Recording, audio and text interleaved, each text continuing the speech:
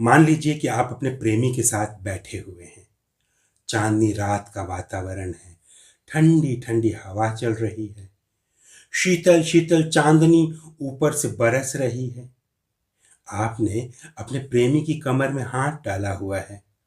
Park की एक bench पे उसके साथ चिपक के बैठे हुए हैं। आप उसे किस करने वाले हैं।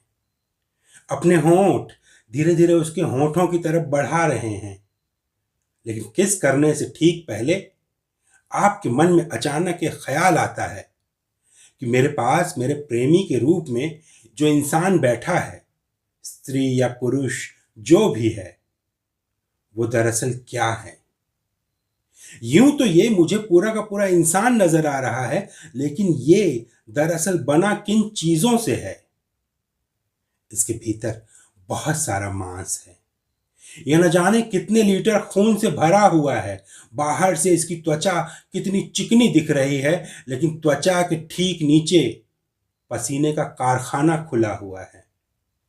इसकी पतली कमर के बारे में मैं कितना सोचता हूं। देखो, इस समय इस कमर में मैंने हाथ डाला हुआ है, लेकिन ओहो, ये जो कमर है, ये जो वेस्ट है, इसी के आसपास बॉडी के अंदर 1-1.5 किलो वेस्ट भरा हुआ है। ओ गॉड, हो जाएगा मूड खराब। ये सब सोचते ही आप बोलेंगे कि चुंबन के समय भला ऐसी बातें कौन सोचता है। लेकिन यही सार्थ है। एग्जैक्टली यही सार्थ है। जिंदगी और अस्तित्व की जो सच्चाइयां दबी छुपी होने पे सुंदर लगती हैं, उन्हें इस कदर उघाड़ के रख देना कि वे असुंदर लगने लग जाएं, उनसे एक वितृष्णा होने लग जाए, यही सार्थ है। अपने प्रेमी को एक खूबसूरत इंसान समझने के अलावा रक्त, मांस, श्वेत, मज्जा से बना हुआ एक पुतला भी समझना, यही सार्त्र की फिलॉसफी का एक बड़ा हिस्सा है। सार्त्र पूरी तरह यही नहीं है, लेकिन ये भी है। यह उनकी एक थ्योरी है जो इनकी किताबों में कई बार आती है कि जो चीज बाहर से जैसी दिखती है, सुंदर दिखती है, जरूरी नहीं कि वो अंदर से उतनी ही सुंदर हो। बाहर से देखोगे तो प्यार आएगा, अंदर जाके देखोगे तो घिन आएगी। इसीलिए बहुत ज्यादा अंदर घुस के मत देखो, हो सकता है कि सारा मजा किरकिरा हो जाए। उनकी सबसे प्रसिद्ध किताब बीइंग एंड नथिंगनेस है। इस किताब में सुंदर को असुंदर के रूप में देखने की मनुष्य की विवशता के कई उदाहरण हैं। जी हां, हम चीजों को हमेशा सुंदर देखने के आदी नहीं होते, बल्कि कई बार जानबूझकर उनकी असुंदरताओं को उजागर करते हैं, क्योंकि भीतर से हम सौंदर्य को स्वीकार करने जितना साहस नहीं जुटा पाते।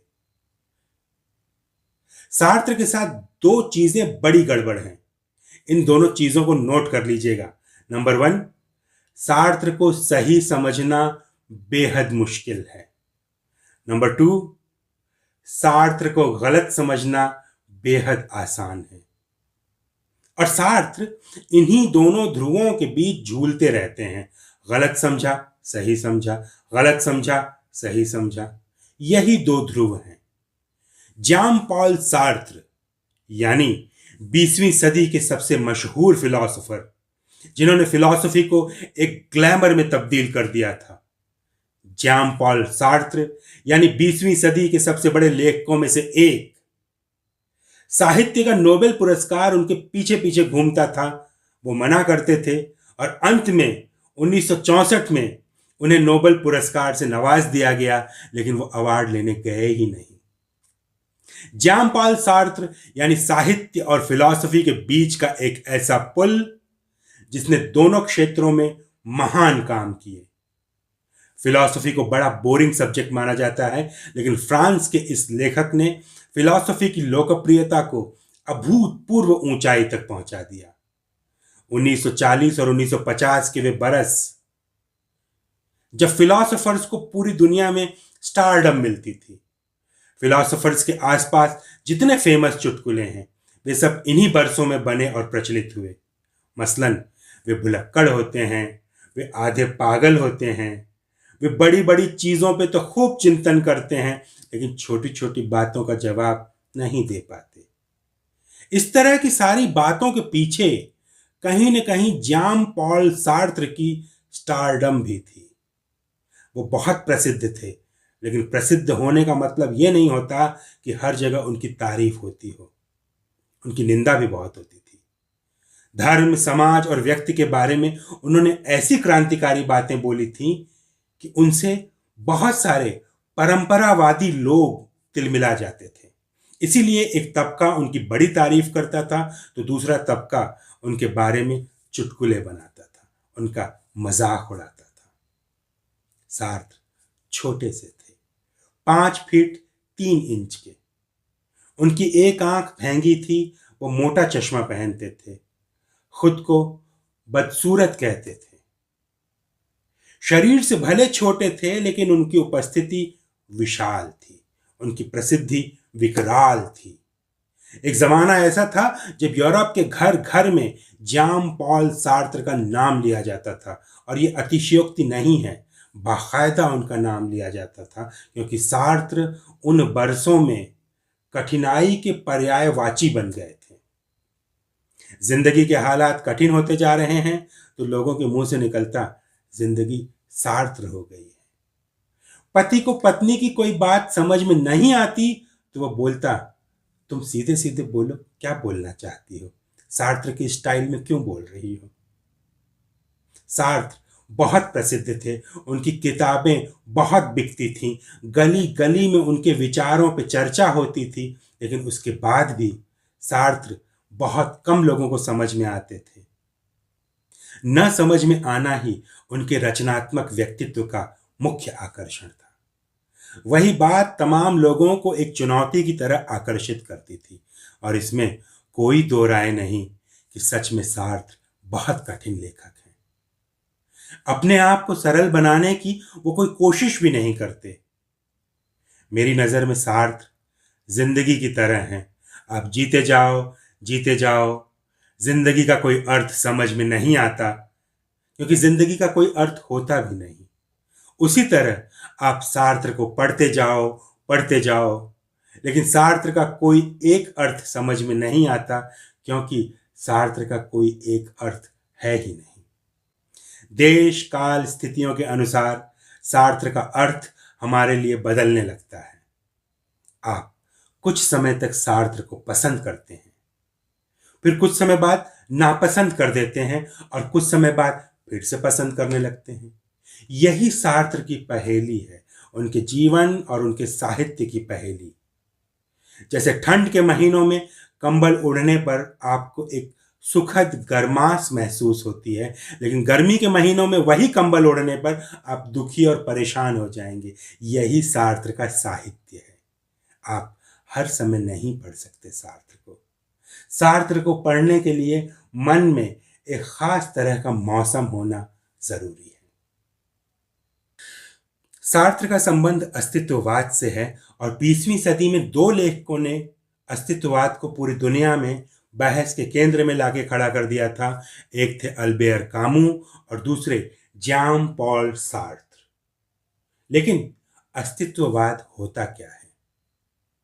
जब मैंने कामू पे एक एपिसोड बनाया था, तब अस्तित्ववाद की एक संक्षिप्त व्याख्या की थी। आइए उस व्याख्या को जरा सा रिविजिट कर लेते हैं, उसके बाद सार्त्र पे अपनी बातचीत जारी रखेंगे।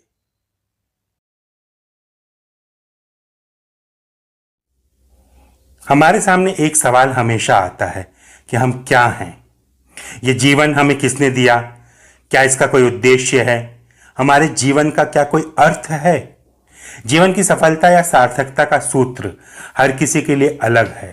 किसी को प्यार करके सार्थकता मिलती है, तो किसी को पैसा कमा के, तो किसी को हिमालय की वादियों में अकेले समय गुजार के। हर इंसान दरअसल अपने जीवन का अर्थ खोजना चाहता है। यहीं से अस्तित्ववादी पहेली शुरू होती है। जैसे ही आप अपने जीवन यानी अस्तित्व का अर्थ खोजने की दिशा में बढ़ेंगे, आप अस्तित्ववादी होने लगेंगे। कुछ लोग अपने जीवन का अर्थ धर्म और अध्यात्म के माध्यम से खोजते हैं, तो कुछ लोगों को लगता है कि गरीबों और वंचितों के लिए सामाजिक आंदोलन करने से उनका जीवन सार्थक हो जाएगा। कुछ को जीवन का अर्थ दान पुण्य में मिलता है, तो कुछ को लूट खसोट में। कुछ लोगों को जीवन का अर्थ शांति की बात करने में मिलता है, तो कुछ लोगों को क्रांति की बात करने में। दोनों किस्म की सोच को अस्तित्ववादी सोच माना जाता है, क्योंकि दोनों के मूल में व्यक्ति के अस्तित्व और जीवन के अर्थ की चिंता है। हर कोई अपने जीवन का अर्थ जानना चाहता है। अस्तित्ववाद कहता है कि हाँ, जिस तरह का काम करने में आपको खुशी मिलती हो, उससे आपके जीवन को एक अर्थ मिल सकता है। लेकिन सच बात तो यह है कि जीवन का अर्थ जैसे कोई चीज़ नहीं होती। जीवन का कोई अर्थ नहीं होता, संसार का कोई अर्थ नहीं होता। हम अपने विचारों, अनुभूतियों, तर्कों और हालात के अनुसार एक अर्थ खोजने की कोशिश करते हैं। किसी एक अर्थ को प्राप्त भी कर लेते हैं, लेकिन दरअसल वो सिर्फ एक वहम होता है। यही पहेली है। अब यहां थोड़ा सा गौर से सुनिएगा। पुराने ज़माने में एक मान्यता बहुत आम थी और वह कमोबेश सभी धर्मों में थी और आज भी है कि हमें इस धरती पर ईश्वर ने भेजा है। हमारे पैदा होने से पहले ही हमारा प्रारब्ध, भाग्य, कर्तव्य और भूमिका ये सब तय कर दिए जाते हैं। ईश्वर इन सबको तय करता है, उसके बाद हम जन्म लेते हैं। फिलॉसफी की भाषा में इसे हमारे जीवन का सार या स्वभाव या एसेंस कहा जाता है, यानी हमारा मूलभूत गुण। जैसे एक कुल्हाड़ी, उसका हैंडल लकड़ी का भी हो सकता है या लोहे का भी, इस बात से कोई फर्क नहीं पड़ता। कुल्हाड़ी में वो धारदार ब्लेड, वो धारदार हिस्सा होना चाहिए। अगर वो हिस्सा नहीं है तो उसको आप कुछ भी कह सकते हैं, लेकिन कुल्हाड़ी नहीं कहेंगे। इसी तरह हर चीज़ का एक बुनियादी गुण होता है जिससे उसका होना डिफाइन होता है, उसका होना तय होता है। पेन, चाकू, गेंद, पल्ला, हर चीज़ के पास एक बुनियादी गुण है। वह चीज़ उसी गुण से परिभाषित होगी। इसे कहा जाता है एसेंस। पुराने दार्शनिकों, खासकर प्लेटो, अरस्तु और उनके बाद के कई यूनानी दार्शनिकों का मानना था कि ठीक वैसा ही एक गुण यानी एसेंस मनुष्य के भीतर होता है, और यह एसेंस हमारे पैदा होने से पहले ही होता है। उसी से हमारे जीवन को एक उद्देश्य, एक मकसद व एक अर्थ मिलता है। हम कुछ न कुछ बनने के लिए पैदा हुए हैं। वह एसेंस हमें ईश्वर ने दिया है। हजारों वर्षों तक घुमा फिरा कर इन्हीं बातों को माना जाता रहा। आज भी दुनिया में सबसे लोकप्रिय विचार यही है कि हमें ईश्वर ने इस संसार में किसी एक खास मकसद और अर्थ के लिए भेजा है, यानी अर्थ पहले तय हो गया, हमारा जन्म बाद में हुआ। लेकिन 18वीं 19वीं सदी में यूरोप में दार्शनिकों ने इसके उलट सोचना शुरू किया। जर्मनी में नीत्शे नाम के एक दार्शनिक हुए। उन्होंने इस सोच को बदल के रख दिया। उन्होंने खास किस्म का नकारवाद यानी नाइलिज्म का सिद्धांत दिया, यानी संसार में किसी भी चीज का कोई अर्थ नहीं है, हर चीज निरर्थक है। किरकेगार्ड, नीत्शे, दोस्तोयेव्स्की और काफ्का जैसे लेखकों और चिंतकों ने अपनी अपनी तरह से संसार की निरर्थकता के इस विचार को विश्लेषित किया, अपनी अपनी तरह से विश्लेषित किया। लेकिन इसे ऊंचाई पर ले गए फ्रांसीसी दार्शनिक और लेखक ज्याम पॉल सार्त्र। उन्होंने साफ कहा कि एग्जिस्टेंस प्रीसीड्स एसेंस, यानी पहले इंसान का जन्म होता है, उसके बाद वह अपना एसेंस पाता है, उसके बाद मकसद खोजने की दिशा में आगे बढ़ता है। ध्यान रखिए, पुरानी दार्शनिक धार्मिक मान्यताएं कहती हैं कि ईश्वर पहले जिंदगी का मकसद बनाता है, फिर जिंदगी बनती है। लेकिन अस्तित्ववाद कहता है पहले अस्तित्व बनता है, जीवन बनता है, उसके बाद उसके मकसद की तलाश शुरू होती है। पहले मनुष्य पैदा होगा, फिर पता चलेगा कि वह अच्छा है, बुरा है, या आगे चलकर उसने जीवन में क्या किया। मनुष्य कोई वस्तु तो है नहीं कि पहले से पता हो कि हमें एक चाकू बनाना है जिससे हम सब्जियां काट सकें। यानी मकसद, उद्देश्य, ये सब पहले से नहीं पता होते। सार्त्र से लेकर तमाम अस्तित्ववादी चिंतकों ने कहा कि पैदा होने के बाद हमें अपने जीवन की रचना खुद करनी पड़ती है। अपने मूल्यों, गुणों, अवगुणों का निर्धारण हम खुद करते हैं। कैसे करते हैं? अपने निर्णयों और चयन के द्वारा करते हैं। हमें किसी ईश्वर ने नहीं बनाया। हमारा नियंत्रण कोई ईश्वर या ऑलमाइटी नहीं करता। हमारे पास कोई डेस्टिनी, प्रारब्ध या पहले से निर्धारित भाग्य नहीं होता। सब कुछ हमारे निर्णय, हमारे चयन होते हैं। किसी एक खास स्थिति में हमने कौन सा रास्ता चुना, इसी से हमारा आगे का जीवन तय होता है। हम चुनने के लिए आजाद हैं।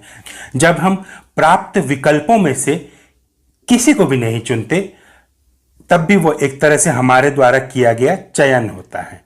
मजबूरी में भी हमारे सामने चयन का विकल्प होता है। इस तरह हम हमेशा स्वतंत्र होते हैं, कम से कम अपने चयन के लिए स्वतंत्र। यह स्वतंत्रता हमें कई बार सुखी करती है तो उससे अधिक दुखी करती है। अगर हमें चुनने की स्वतंत्रता भरपूर मिल जाए, पूरी विशालता में मिल जाए, तो हम अपने अनिर्णय से भी दुखी हो जाएंगे। हमारा जीवन जितना हमारे निर्णयों से प्रभावित होता है, उतना ही हमारे अनिर्णय से भी। इसी को एग्जिस्टेंशियल क्राइसिस भी कहते हैं। इस क्राइसिस को समाप्त करने के लिए हम जितने भी उपाय करें, मसलन सामाजिक स्वतंत्रता, आर्थिक स्वतंत्रता, आध्यात्मिक या वैचारिक स्वतंत्रता, ये सब क्राइसिस को पूरी तरह समाप्त करने के बजाय कई बार उसे बढ़ा देते हैं। जिस दुनिया में ज्यादातर लोग अपने जीवन के सारे फैसले ईश्वर के हवाले छोड़ देते हों, या जो मानते हों कि अपने रास्तों का चुनाव हम नहीं करते बल्कि हमारे बिहाफ पर ईश्वर करता है, ऐसी दुनिया के भीतर जब लेखकों और दार्शनिकों का एक समूह ये कहने लगे कि नहीं, हम अपने जीवन में अपने रास्तों का चुनाव खुद करते हैं, हर निर्णय दरअसल हमारा अपना निर्णय होता है, हमारा अपना चयन होता है, तब इन विचारों को क्रांतिकारी विचार माना जाएगा। 20वीं सदी के आरंभिक वर्षों यानी 1920 से 1950 तक अस्तित्ववादी विचारों और अस्तित्ववादी चिंतन ने पूरी दुनिया को हिलाए रखा। कुछ लोगों को लगता है कि अस्तित्ववाद नास्तिक लोगों का दर्शन है, लेकिन ऐसा नहीं है। किरकेगार्द जैसे आरंभिक दार्शनिक तो बाकायदा ईसाइयत में विश्वास रखते थे, उसका प्रचार भी करते थे और अस्तित्ववादी भी थे। अस्तित्ववाद में भी दो टाइप के लोग होते हैं। आस्तिक टाइप के लोग ईश्वर को मानते तो हैं, लेकिन वो ये दावा नहीं करते कि हमारी जिंदगी को ईश्वर द्वारा नियंत्रित किया जाता है या हमारे सारे रास्ते हमें ईश्वर दिखाता है। और दूसरे नास्तिक किस्म के अस्तित्ववादी, वो तो खैर ईश्वर को मानते ही नहीं, इसलिए ऐसा कोई सवाल ही नहीं होता। इस व्याख्या से आप मोटे तौर पर यह समझ गए होंगे कि अस्तित्ववाद क्या होता है। इसके बाद हम बात करेंगे सार्त्र के कुछ प्रमुख बुनियादी विचारों की। Number 1, man is condemned to be free because once thrown into the world he is responsible for everything he does. ये सार्त्र की सबसे प्रसिद्ध उक्ति है और इस पे सबसे अधिक चर्चा होती है और यहीं से उनके विचारों का सूत्रपात होता है। क्या कह रहे हैं सार्त्र? हिंदी में इस तरह कि मनुष्य स्वतंत्र होने के लिए अभिशप्त है, क्योंकि जब एक बार उसे दुनिया में फेंक दिया जाता है तब वो अपने हर काम का जिम्मेदार खुद होता है। एकदम उल्टी बात। सार्त्र उल्टी गंगा बहाते थे, उनकी बातों की बांसुरी उल्टी बजती थी। दुनिया के दूसरे कई फिलोसोफर्स, कई अध्यात्मवादी साधु संत कहते हैं कि मनुष्य कभी स्वतंत्र नहीं हो पाता।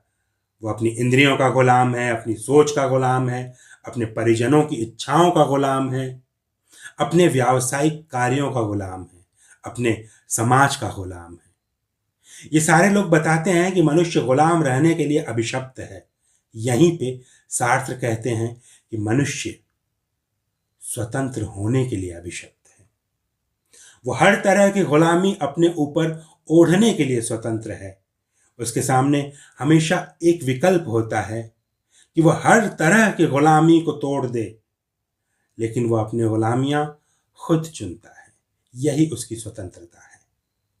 वो चाहे तो परिजनों की इच्छा का गुलाम होना बंद कर दे, चाहे तो कर सकता है, छोड़ दे सारे परिजनों को, लेकिन नहीं छोड़ता। यानी उस गुलामी को वो खुद ओढ़ के चलता है। वो अपनी सोच को बदल सकता है, लेकिन फिर भी नहीं बदलता, उसी सोच को साथ लेके चलता रहता है।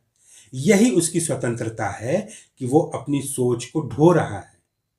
वो चाहे तो अपनी सोच को छोड़ के किसी दूसरे की सोच को भी ढो सकता है। यह भी उसकी स्वतंत्रता है। एक बार चाहे तो सही।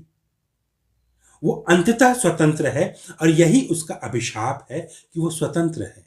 और इसी अभिशाप से बचने के लिए वो बार बार गुलाम बनता है।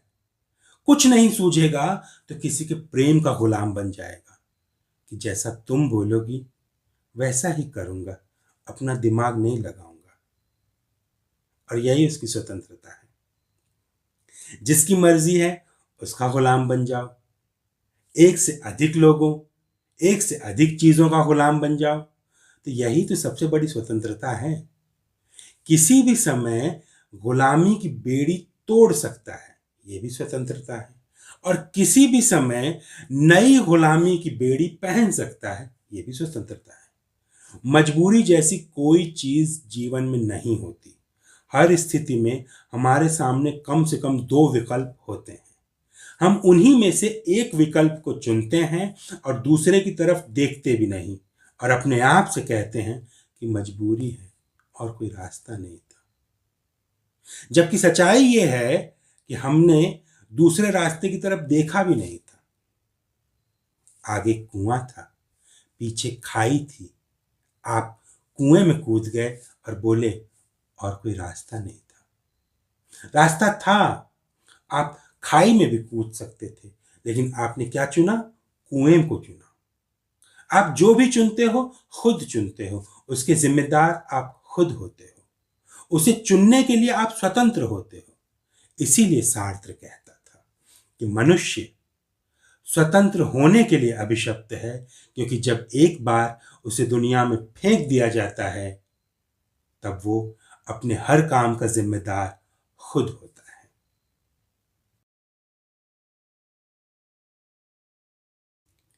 नंबर 2, सार्त्र की जो दूसरी सबसे मशहूर बात है उसे उन्होंने नाम दिया था बैड फेथ, यानी एक झूठा और गलत विश्वास। ये बहुत दिलचस्प बात है, इसे ध्यान से सुनिएगा और उसके बाद सोचिएगा कि क्या हम भी बैड फेथ के शिकार हैं। अपनी सबसे मशहूर किताब बीइंग एंड नथिंगनेस में जान पॉल सार्त्र ने इसका उदाहरण दिया था, एक वेटर की जिंदगी का वर्णन करते हुए। सार्त्र एक कैफे में बैठे हुए हैं और सामने एक वेटर अपना काम कर रहा है और वह वेटर बिल्कुल वेटर जैसा बिहेव कर रहा है। यानी कभी तेजी से चलता है तो कभी धीमे चलता है, ग्राहक के सामने झुक के खड़ा होता है, उसकी हर बात मानता है। वो वेटर अपने काम में पूरी तरह इन्वॉल्व है और ऐसा करते हुए वो अनजाने ही अपने बैड फेथ का प्रदर्शन भी कर रहा है। उस वेटर ने खुद को एक झूठा और खराब विश्वास दिला दिया है कि वो अंततः एक वेटर है, लेकिन ऐसा नहीं होना चाहिए, क्योंकि प्राथमिक तौर पे वो एक मनुष्य है। अपने मनुष्य होने को याद करके वो अपनी संभावनाओं और अपनी क्षमताओं का विकास कर सकता है और चाहे तो कल को हॉलीवुड का एक स्टार भी बन सकता है, क्योंकि बहुत सारे लोग इस तरह से स्टार बने हैं। लेकिन वो चाहे तभी बन सकता है। 90% लोग जो हैं वही बने रहते हैं क्योंकि उन्होंने खुद को एक झूठा और खराब विश्वास दिला रखा है कि हम दरअसल यही हैं, हम दरअसल यही बनने के लिए पैदा हुए थे और हमें हमारे समय और समाज ने यही बना दिया है। ये बैड फेथ है, अपने आप पे किया गया बैड फेथ। ये दो तरीकों से काम करता है। एक तो हम अपने को बैड फेथ की नज़र से देखते हैं और दूसरे को भी हम इसी बैड फेथ की नज़र से देखने लगते हैं कि वो तो नौकर है, हमेशा नौकर ही रहेगा, कि वो तो घास छील रहा है, घास छीलने के लिए ही पैदा हुआ है। और जब घास छीलने वाला एक इंसान अचानक तरक्की करके मोटर गाड़ी का शोरूम खोल लेता है तब हम उसे स्वीकार नहीं कर पाते, उससे ईर्ष्या करने लगते हैं, क्योंकि हम तब ये भूल जाते हैं कि वो व्यक्ति स्वतंत्र था। उसने अपनी स्वतंत्रता की अनुभूति को जगा लिया था और इसी नाते उसने ऐसे निर्णय लिए, ऐसे बड़े बड़े निर्णय लिए जिनसे उनका जीवन बदल गया। अगर हम चाहें तो हम भी अपनी स्वतंत्रता को याद करते हुए अपने निर्णयों से अपने जीवन को बदल सकते हैं। लेकिन हम तो बैड फेथ के इनर्शिया से दबे रहते हैं। हमें डर लगता है कि अगर हमने कुछ बड़े निर्णय लिए, कुछ जोखिम भरे निर्णय लिए, तो जो हाथ में है वो भी चला जाएगा। यही डर हमारे बैड फेथ को पैदा करता है। हमारे मन में पंख लगे हुए हैं, हम उड़ना चाहते हैं, लेकिन अपनी गलत सोच की चट्टान, इतनी भारी चट्टान हम अपने पंख पे रख देते हैं और जिंदगी भर परेशान रहते हैं। इसीलिए एक गृहिणी चाह के भी एक व्यापारी या टीचर नहीं बन पाती, क्योंकि उसने बैड फेथ की चट्टान से अपने अरमानों को दबा रखा है। इस मुद्दे को, बैड फेथ के इस पूरे मुद्दे को सुनने और समझने के बाद आप भी सोचिएगा और इसका जवाब खुद को दीजिएगा कि क्या आप भी बैड फेथ के शिकार हैं।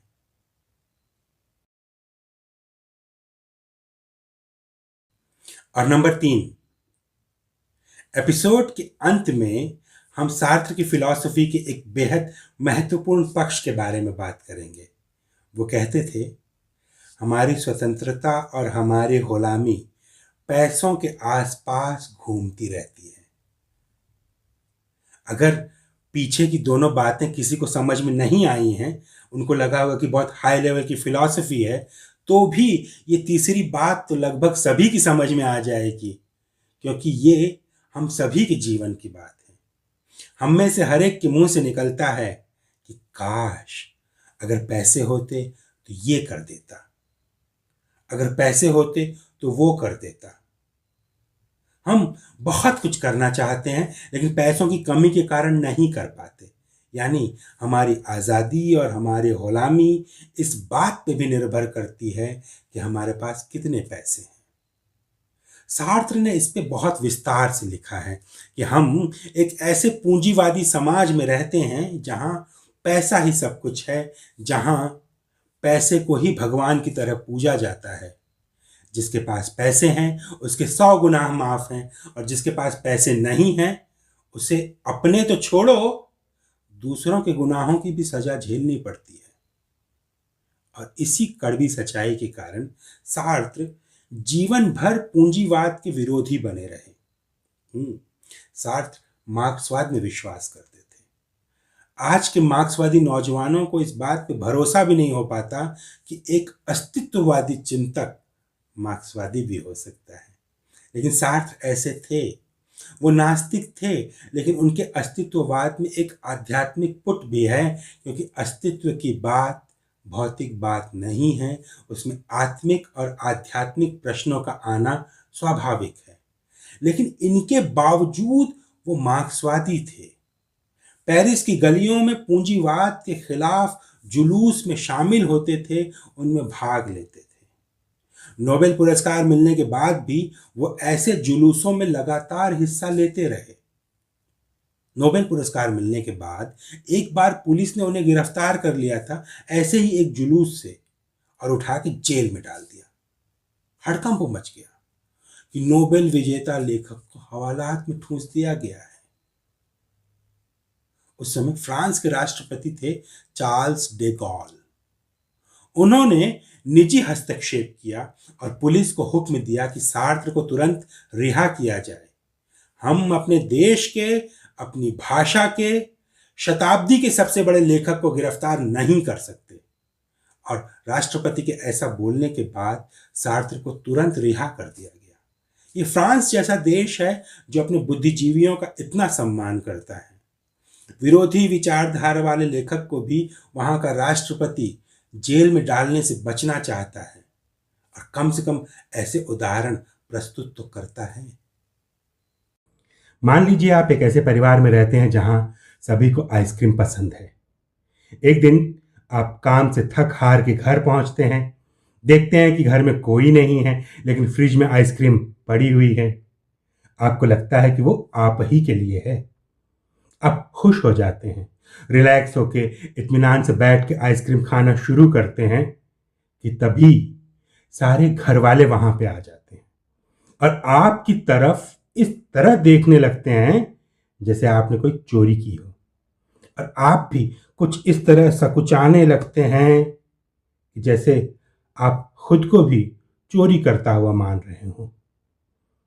एक जना बोलता है, यह आइसक्रीम मेरी थी, आपने इसे खा ली। पिछली बार भी आपने मेरी आइसक्रीम खा ली थी। आप हमेशा ऐसा करते हैं, अपना भी खा जाते हैं, दूसरों का भी चट कर जाते हैं। और आप हड़बड़ा के बोलते हैं, नहीं नहीं, पिछली बार मैंने नहीं ली थी, गॉड प्रॉमिस, मैंने नहीं ली थी आइसक्रीम पिछली बार। लेकिन आपकी बात कोई नहीं मानता। उन्हें लगता है कि जब जब फ्रिज से आइसक्रीम गायब होती है, हमेशा आप ही ने उसे चट किया होता है। अब घर में जब भी खाने की कोई चीज गायब होगी, सबसे पहले आप पे संदेह किया जाएगा। मिट्ठू तोता हरी मिर्च चुरा के उड़ जाएगा, लेकिन डाउट आप पे किया जाएगा। सच्ची बोलो, तुम्ही ने खाई ना? बोल बोल के आपके जीवन को नर्क बना दिया जाएगा। आप अपना नर्क खुद बनाएं या ना बनाएं, लेकिन दूसरे लोग जरूर आपके लिए एक नर्क बनाते हैं। इसीलिए सार्त्र ने कहा था, हेल इज अदर पीपल। दूसरे लोग हमारा नर्क हैं। ये सार्त्र की सबसे मशहूर लाइंस में से एक है। छोटी सी लाइन, दिखने पढ़ने में साधारण लेकिन बहुत गहरी लाइन। सार्त्र की फिलॉसफी का एक पूरा हिस्सा इसी लाइन पे टिका हुआ है। क्या है इस लाइन का अर्थ, और क्या सच में सार्त्र ने इसे उसी तरह कहा था जिस तरह से दुनिया इसे समझती है? अपने वादे के मुताबिक मैं सार्त्र पे एक नया एपिसोड लेकर आया हूं, ताकि उनकी गंभीर और कठिन फिलॉसफी पर थोड़ी सी रोशनी डाली जा सके, उन्हें थोड़ा और सरल तरीके से समझा जा सके। क्योंकि सार्त्र के ऊपर प्रकाश डालने का अर्थ है अपनी आत्मा के एक टुकड़े को प्रकाशित करना। हेल इज अदर पीपल, दूसरे लोग हमारा नर्क है। सबसे पहली बात यह कि सार्त्र ने यह बात किसी दार्शनिक सिद्धांत की तरह नहीं कही थी। यह उनके एक नाटक का एक साधारण सा डायलॉग है, और अगर आप उस नाटक को रॉ में पढ़ेंगे तो शायद इस डायलॉग की तरफ आपका ध्यान भी नहीं जाएगा। लेकिन जैसे ही इस डायलॉग को, इस पंक्ति को निकाल के अलग से रख दिया जाता है, इसके पीछे अर्थ की पूरी एक परत नजर आने लगती है। हेल इज अदर पीपल, कितना अजीब सा वाक्य है। हम जो कि भारतीय संस्कृति में रचे बसे और डूबे हुए लोग हैं, हम लोगों के गले से ये वाक्य ठीक से उतरता नहीं है, क्योंकि हम तो सदियों से ये मानते आ रहे हैं कि अहम ब्रह्मास्मि तत्वमसि, यानी मैं ब्रह्म हूं तो तुम भी मुझसे अलग नहीं हो, तुम भी ब्रह्म हो। तत्वमसि, सेल्फ भी देव है, अदर भी देव है, तो सब कुछ देव ही देव होना चाहिए। ये नर्क कहां से आ गया? यानी मैं भी अपने लिए नर्क हूं, तुम भी मेरे लिए नर्क हो, सब कुछ नर्क ही नर्क है। क्या सच में ऐसा है? क्या है ना, सार्त्र के इस बात को आमतौर पे आधा समझा जाता है, लेकिन अगर हम थोड़ा सा उदार होकर सोचें तो इसे पूरा समझ लेंगे, और तब लगेगा कि हाँ, सार्त्र ने 100% सही बात कही थी। इसी एक बात के दो पहलू हैं, और मैं दोनों पहलू बताऊंगा। लेकिन उससे पहले वो संदर्भ जानते हैं कि सबसे पहले सार्त्र ने ये बात, हेल इज अदर पीपल, कहां कही थी, किस किताब में कही थी? सार्त्र ने ये बात अपने नाटक नो एग्जिट में एक चरित्र के मुंह से कहलवाई है। क्या है वो नाटक? No exit. एक बड़ा कमरा है जिसमें 3 लोगों को हमेशा हमेशा के लिए कैद कर दिया जाता है। एस्टेल नाम की औरत जिसने अपने बच्चे की हत्या की थी, इनेज नाम की औरत जिसने भी प्यार में एक अपराध किया था, और तीसरे सज्जन है मिस्टर गार्सिन, जो कि पहले सेना में थे।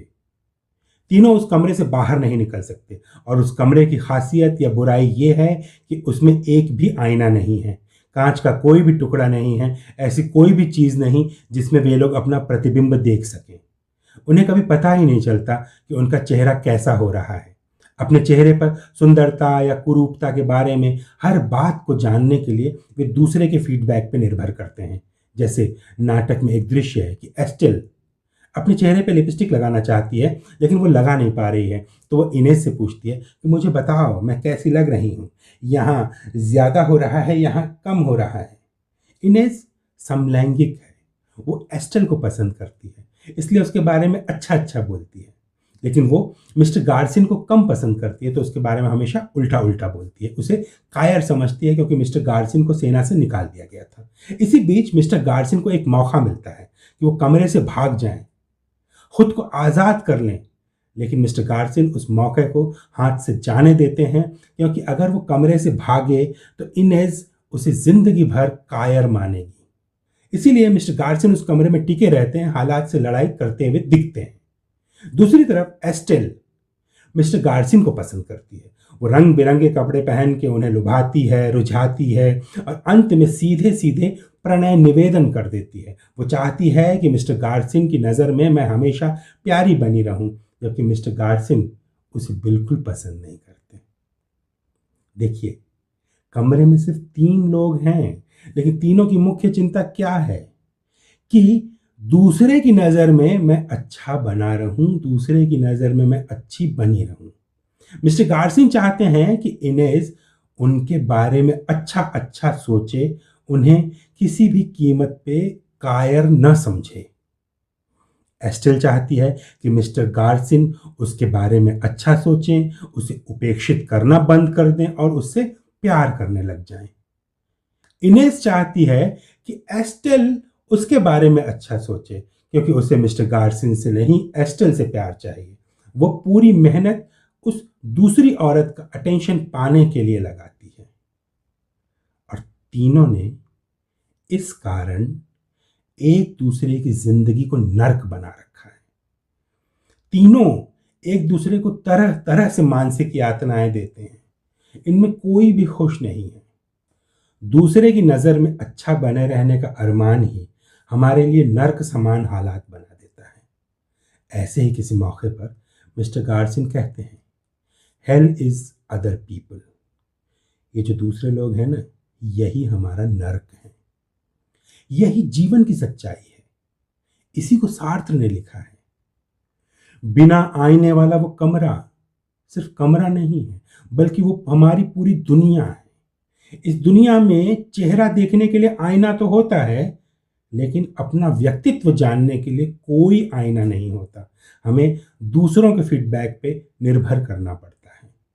अगर किसी ने आपको अच्छा बोल दिया तो आप खुश हो जाएंगे, किसी ने बुरा बोल दिया तो दुखी हो जाएंगे।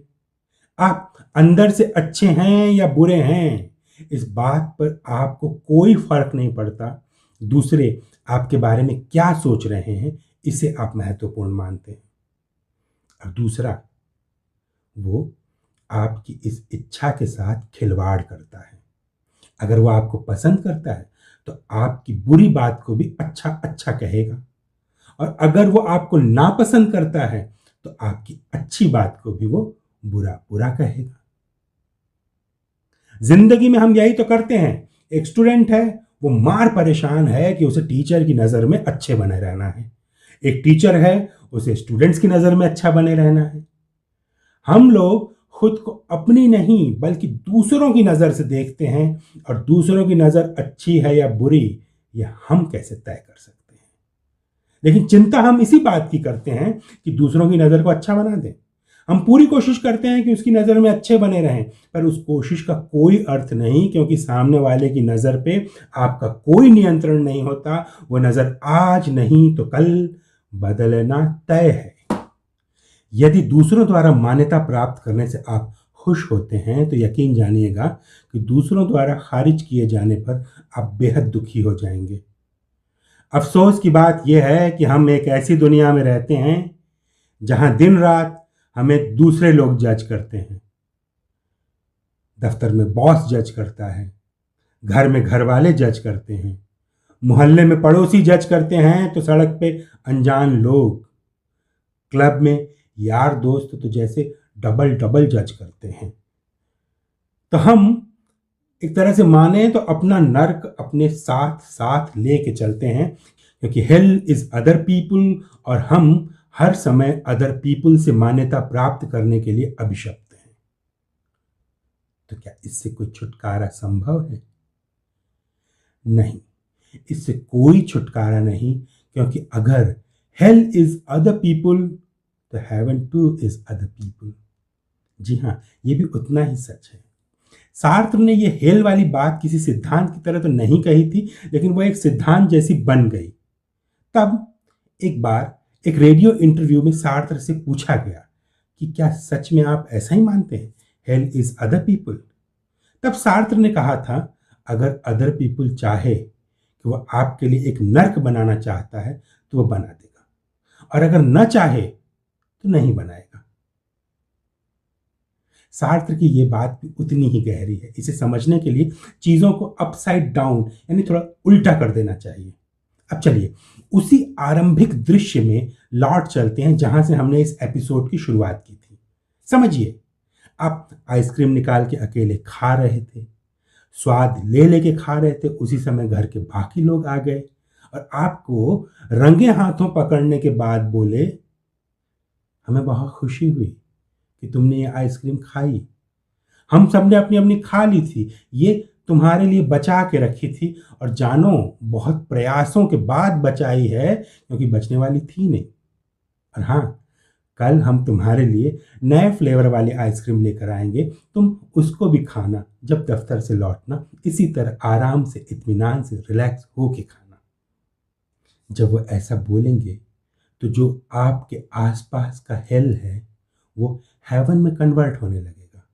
हेल इज अदर पीपल की जगह आपको हेवन इज अदर पीपल महसूस होने लगेगा। जब सामने वाला आपके प्रति प्यार जताएगा तो एक हेवन भी बन सकता है। तो जनाबे आली, किस्सा होता है ये कि दूसरे इंसान की आंख एक प्रोजेक्टर है जिसमें से हमारी छवि प्रोजेक्ट होती है। वो छवि कैसी होगी ये उस प्रोजेक्टर पर निर्भर करता है, और ये इसी पर निर्भर करेगा कि हमारा नर्क और हमारे स्वर्ग की अवधारणा कैसी है। मैं कौन हूं? हु एम आई? मी कौन आहे? ये सवाल दुनिया का सबसे पुराना सवाल है। जब से इंसान ने सोचने समझने की शुरुआत की है, चिंतन, दर्शन, अध्यात्म को अपनाया है, तब से वो इस सवाल का जवाब खोज रहा है, लेकिन उसे इसका जवाब नहीं मिलता। हर पीढ़ी का चिंतक और दार्शनिक यहीं से अपने चिंतन का आरंभ करता है, लेकिन आज तक कोई भी इसका एब्सोल्यूट जवाब नहीं खोज पाया। आखिर क्यों? क्या इसका कोई जवाब है भी, या सभी लोग बस हवा में तीर चलाते रहते हैं? फ्रांस के महान दार्शनिक जान पॉल सार्त्र की लिखी कुछ बातों को आधार बनाकर और उदाहरण के तौर पर इस तस्वीर का इस्तेमाल कर आइए हम पता करने की कोशिश करते हैं कि इस सबसे पुराने सवाल का जवाब क्या कभी मिल सकेगा। आइए पूरे कॉन्सेप्ट को एक बेहद सरल तरीके से सरल भाषा में समझते हैं।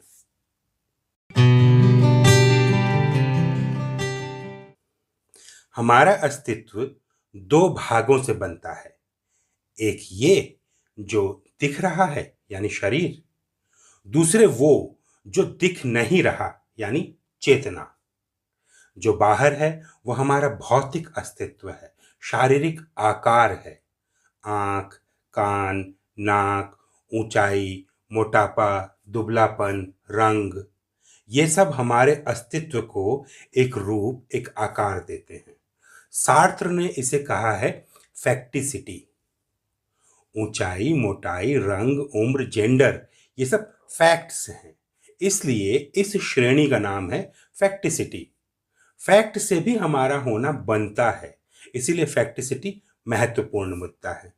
दूसरा, चेतना। अंदर कहाँ रहती है हमें नहीं पता, लेकिन हम मान के चलते हैं कि यहीं कहीं रहती है। सार्त्र ने इसे कहा है ट्रांसेंडेंस। जो मूर्त है, फैक्ट है, वो कहलाएगा फैक्टिसिटी। जो अमूर्त है, अदृश्य है, लेकिन उसके बाद भी हमें जिसकी उपस्थिति का एहसास लगातार होता रहता है, वो कहलाता है ट्रांसेंडेंस। हमारा पूरा अस्तित्व इन्हीं दोनों चीजों को मिलाकर बनता है। अब ये दोनों चीजें जानने के बाद एक बार हम फिर अपने आप से वही सवाल पूछते हैं कि मैं कौन हूं। तो बताइए किसका जवाब सही होगा, फैक्टिसिटी का जवाब या ट्रांसेंडेंस का जवाब? चलिए एक ट्राई मारते हैं। मेरा नाम है गीत चतुर्वेदी, मैं कविताएं लिखता हूं और फिलॉसफी पढ़ता हूं। मुझे रात को जागना और दिन में सोना पसंद है और मैं बहुत कूल टाइप का बंदा हूं। ये सारे फैक्ट्स हैं, सच्चे फैक्ट्स हैं, लेकिन इनसे क्या मेरा होना, हु एम आई, डिफाइन या डिसाइड हो जाता है? नहीं, कोई जवाब नहीं मिलता। मैं कौन हूं? गीत चतुर्वेदी हूं, लेकिन ये तो बस एक नाम है। एक एफिडेविट डाल के मैं अपना नाम बदल सकता हूं, अपना हुलिया बदल सकता हूं, अपनी आदतें बदल सकता हूं। इस तरह देखें तो फैक्टिसिटी के माध्यम से हम कभी नहीं जान सकते कि मैं कौन हूं। अब दूसरी तरफ देखा जाए, एक चेतना अंदर है जो ये सारी बातें नरेट कर रही है, आपको बता रही है। तो अपनी फैक्टिसिटी के अलावा मैं तो वो चेतना भी हूं। मेरी चेतना, बुद्धि, समझ, संवेदना, अनुभूति, विचार, सोच, चिंतन, स्वभाव, इन्हीं सब से तय होगा कि मैं क्या हूं। इन्हीं के आधार पर मेरे भीतर की चेतना ये सारी बातें नरेट कर रही है। वो नरेटर अलग नहीं है, वो भी पार्ट ऑफ मी है। जब हम इस पार्ट ऑफ मी पे ध्यान देने लगते हैं तो ये भी एक फैक्ट बन जाता है। खुद को आप खुद की तरह डिफाइन नहीं कर सकते। जैसे ही आप डिफाइन करेंगे उसे एक ऑब्जेक्ट में कन्वर्ट कर देंगे, उससे आपका एक हिस्सा नैरेटर बन जाएगा और दूसरा हिस्सा ऑब्जेक्ट बन जाएगा। इसको हम थर्ड पर्सन में ऐसे कहते हैं, ये गीत चतुर्वेदी है और ये कविताएं लिखता है और ये बहुत कूल बंदा है। देखिए, हमने इसे डिफाइन करने की कोशिश कर ली, लेकिन आपने एक बात नोट की, इसको डिफाइन किया जा रहा है और ये डिफाइन कर रहा है, तो इसको कौन डिफाइन करेगा? इसको डिफाइन करने के लिए फिर आप इसे उठा के उधर ले जाएंगे, नए तरीके से डिफाइन करेंगे, लेकिन ये वाला गीत चतुर्वेदी फिर से छूट जाएगा अनडिफाइंड। हम जितनी बार कोशिश करेंगे इसको उधर ले जाने की, डिफाइन करने की कोशिश करेंगे, उतनी बार हमारा एक हिस्सा यहीं पे छूट जाएगा। इस बात को इस तस्वीर से समझते हैं। देखिए ध्यान से इस तस्वीर को, तस्वीर के अंदर, तस्वीर के अंदर, तस्वीर के अंदर, तस्वीर के अंदर तस्वीर ही तस्वीर है और ये सिलसिला लगातार चलता चला जा रहा है। पहला वाला नैरेटर है तो दूसरा वाला ऑब्जेक्ट है, दूसरा नैरेटर है तो तीसरा ऑब्जेक्ट है। फॉर एग्जाम्पल, सब जब खुद नैरेटर बन जाते हैं तो अपने से आगे वाले को डिफाइन करने लगते हैं और ये एक अनंत सिलसिला चलता जाएगा। लेकिन जो नंबर 1 है, तस्वीर में आप देखिए, वो हमेशा अनडिफाइंड रह जाएगा, क्योंकि उसके अस्तित्व को, उसके ट्रांसेंडेंस को आप शब्दों में, लकीरों में, छवियों में कह ही नहीं सकते, पकड़ ही नहीं सकते। जैसे ही कहेंगे एक नई इमेज बन जाएगी। आप उसे डिफाइन तो करेंगे, लेकिन पुरानी वाली इमेज तब भी छूटी हुई रहेगी। इस तरह खुद को परिभाषित करने की कोशिश अनंत काल तक चलती रहेगी, लेकिन उसके बाद भी हम खुद को परिभाषित नहीं कर पाएंगे, क्योंकि जो मेन नैरेटर है वो हमेशा अपरिभाषित ही छूटा रहेगा। फोटो को देखिए, ध्यान से देखिए, जो चौथा है वो तीसरे की परछाई है, जो तीसरा है वो दूसरे की परछाई है, जो दूसरा है वो पहले की परछाई है। तो ये जो पहला है वो किसकी परछाई है? यहीं पे आके सारी बात अटक जाती है, ठीक यहीं पर आकर उत्तर मिलना बंद हो जाता है। इस तस्वीर में जो इफेक्ट है इसे कहते हैं ड्रॉस्टी इफेक्ट। यानी तस्वीर के अंदर एक और तस्वीर, उसके अंदर एक और तस्वीर, उसके अंदर एक और तस्वीर, और सब एक जैसी तस्वीरें। ऐसा लगता है कि एक की अनुकृति दूसरी है, दूसरे की अनुकृति तीसरी है। ठीक उसी तरह हमारे अस्तित्व में भी एक ड्रॉस्टी इफेक्ट होता है। एक मैं हूं, उसके अंदर एक और मैं हूं, उसके अंदर एक और मैं हूं। तो ये मैं के होने का सिलसिला कभी समाप्त नहीं होता। फिर असली जवाब कहां से मिलेगा? यही कारण है कि मनुष्यता के इतिहास में, फिलॉसफी के इतिहास में आज तक इस बात का कोई जवाब नहीं मिल पाया कि मैं कौन हूं, और कभी मिल भी नहीं पाएगा। हजारों वर्षों से ऋषि, मुनि, चिंतक, दार्शनिक ये सब लोग प्रयास कर रहे हैं, आगे भी प्रयास करते रहेंगे।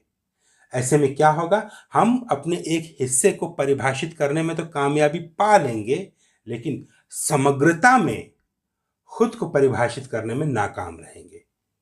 मैं कौन हूं, मैं क्या हूं? फिलॉसफी में इसका जवाब कभी नहीं मिल पाएगा। जैसे डॉग अपनी पूंछ पकड़ने के लिए गोल गोल गोल गोल घूमता है, लेकिन पकड़ नहीं पाता, उसी तरह इसका जवाब पाने के लिए हम भी एक निरर्थक प्रयास करेंगे, करते रहेंगे। मिलेगा कुछ नहीं, लेकिन वो प्रयास मनोरंजक हो सकता है। तो इस चक्कर में हम क्या करते हैं, आप ध्यान से देखिए कभी भी। इस चक्कर में हम ये करते हैं कि इतनी सारी तस्वीरों में से किसी एक को अपनी रियल तस्वीर मानने लग जाते हैं। हम कहते हैं कि हमारा रियल सेल्फ यही है। यही पैदा होता है बैड फेथ। सार्त्र का एक बहुत प्रसिद्ध सिद्धांत है bad faith, being and nothingness में उन्होंने इस पर अच्छी खासी बातचीत की है। बैड फेथ यानी खुद को धोखा देना। शुरू किया था हमने मैं कौन हूं का उत्तर जानने से, और अंत में एक ऐसी जगह पहुंच जाते हैं जहां हम खुद को धोखा देने लग जाएं। तो अपने आप में कितनी खतरनाक बात है ये। लेकिन बैड फेथ से संसार का कोई व्यक्ति कभी बच नहीं सकता। क्या होता है बैड फेथ? विस्तृत किंतु सरल तरीके से मैं समझाऊंगा अपने अगले एपिसोड में। जब मैंने सार्त्र पर पहली बार एपिसोड बनाया था, तब उसमें संक्षेप में बैड फेथ का उल्लेख किया था। तो इंतजार कीजिए अगले एपिसोड का। तब तक ये बताइए कि आज की प्रस्तुति आपको कैसी लगी।